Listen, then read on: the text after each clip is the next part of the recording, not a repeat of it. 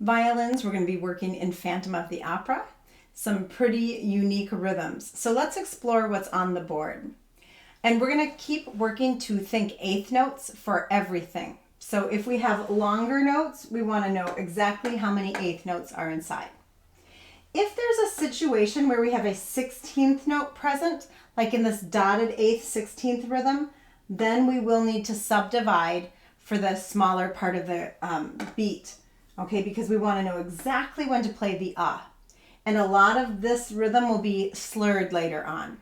Let's try this rhythm on the D string using all separate bows. 3 and 4 and. 2 E and a 3 and 4 and. So that last note is extra long and we want to be super precise for the last 16th note. Let's do that again. 3 and 4 and. 2 E and a 3 and 4 and. Now I want you to find measure 49. And this is where this rhythm happens. It's a C natural up to D, 2 E and a 3. And so there's some slurs in there, and we'll want to just make sure that we keep track of the rhythm to know exactly when to change notes. Let's try it together. 49. 3 and 4 and. 2 E and a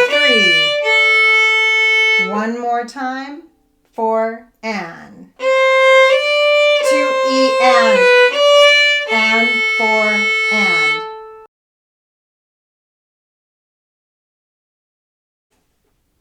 Okay, violin and viola, I want you to look at the rhythm on the board. And I want you to notice that we have a triplet on count 2. And then I want you to also notice the syncopation, that is the 3 and 4 and. So the eighth note used in the syncopation is our normal eighth note where there are 2 in every quarter note. And the triplet is slightly faster because that's 3 in every quarter note. So this set of eighth notes right here will feel a little slower. Let me demonstrate this on the D string. 3, 4, 1, 2 triplet, 3 and 4 and. So there's almost just a tiny little bit of space between that eighth note and the quarter note. Let's try that together on the D string. 3 and 4 and. 1, 2 triplet, 3 and 4 and.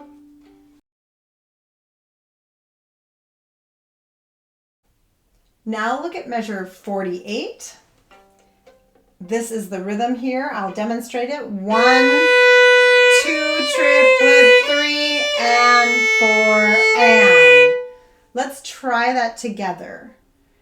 So 48, remember our C naturals also pulled back. 3 and 4 and. 1 and 2 triplet, 3 and 4.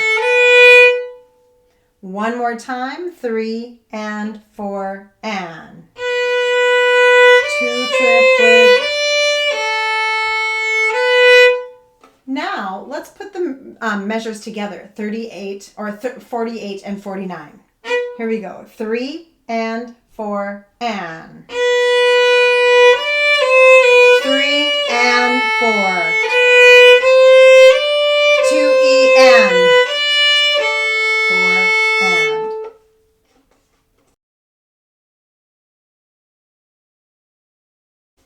So the last measure on the first page and first measure on the second page have a portato or loré type of bowing where we do that hooked bowing, but it's a little bit more gentle, not as staccato sounding.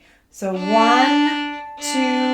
3, 4, 1, 2, and tie, and 4. Let's play that together right at 46. 3 and 4 and. 1, 2, 3, 4, 1, 2, and tie, and 4 and. One more time right there at 46. 3, and 4, and 2, 3, 4, 1, 2, 3, and 4, and.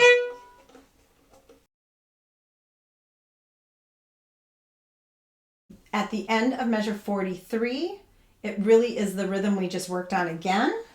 It starts an up bow on the and of 4, so it's like 3 and 4. And then it goes into that triplet rhythm. Just because the E string can be so harsh, use your pinky.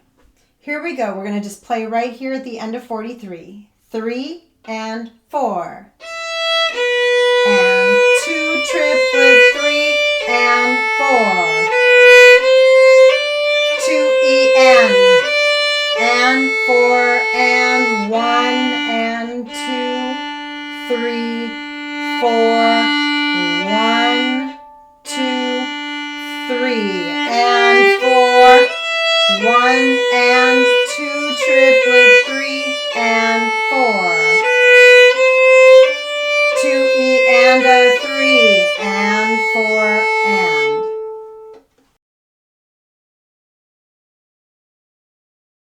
Okay, violins, we are going to play from the end of 43 all the way over to 50. Set your pinky up. Think about how you're going to subdivide for all these rhythms. 3 and 4. 1 triplet.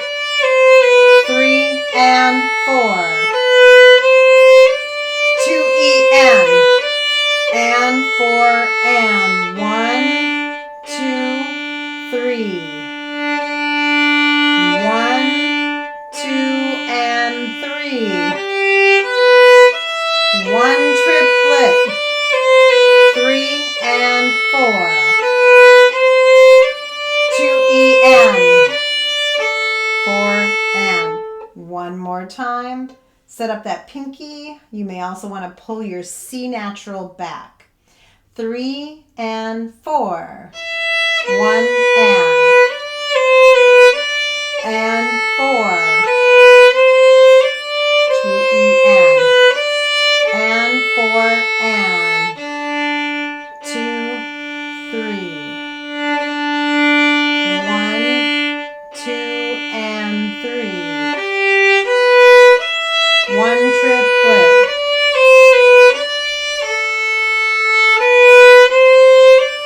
2 E and.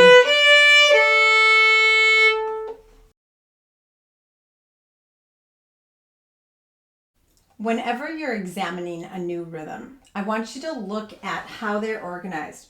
Where are the faster set of notes? And then are there any ties? Because we're going to use this rhythm and we're going to add a tie in a moment. Let's play this rhythm on our D string. 3 E and 4 and. One more time, 4 and. Now I'm going to add a tie.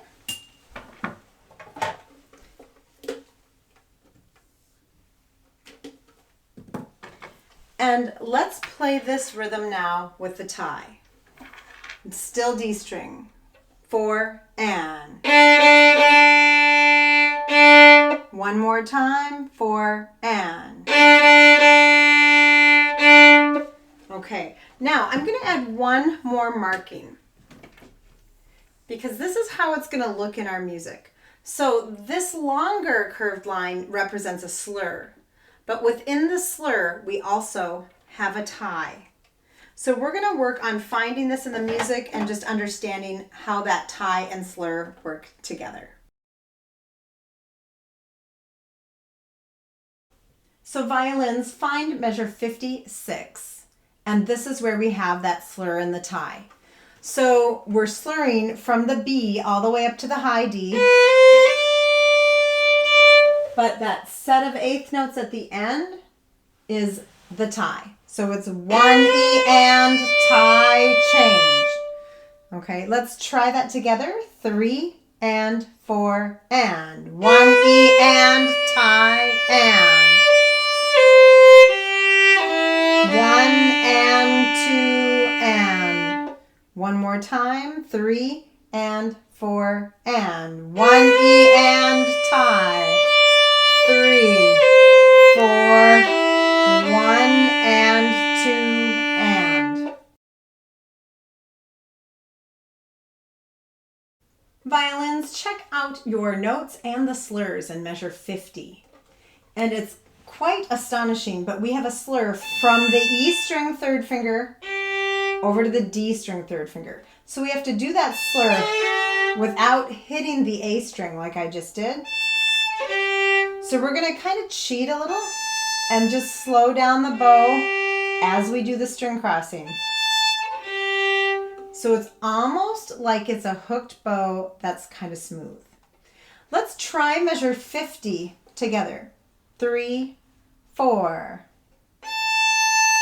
2 and 3 and 4 and. One more time. 3 and 4 and. 1 and 2 and 3 and 4 and. It might not be super clean all at once, but keep trying. We're going to try to play from 50 down to the end of 59. Beware of the rhythm at the end of measure 51 and then the beginning of 52, how the dotted quarter note and the eighth note kind of switch around. So here we are at 50, 3 and 4 and. 2 and 3 and 4 and 2, 3 and 4, G natural, 1 and 2, 1 E and tie, 3 and rest and.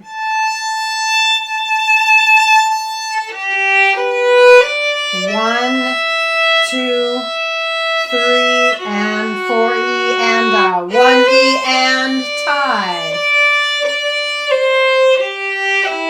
1, 2, 1, 2 and 3, 4, 1, 2, 3